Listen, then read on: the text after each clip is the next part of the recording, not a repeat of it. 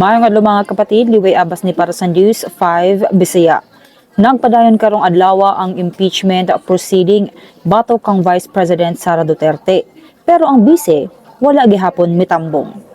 Gisaway na ni House Committee on Justice Chairperson Jervil Luistro ang pag-absent ni VP Sara ni atong April 14. Unya karon, wala na sad siya nagpakita sa hearing. Mauna nga naay patotsada si Luistro sa bise.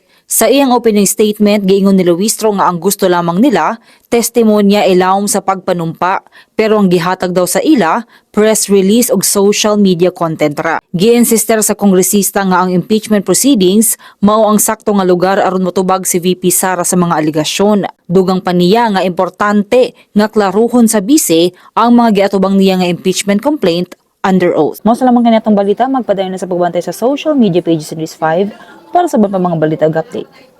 Amping tangtanan.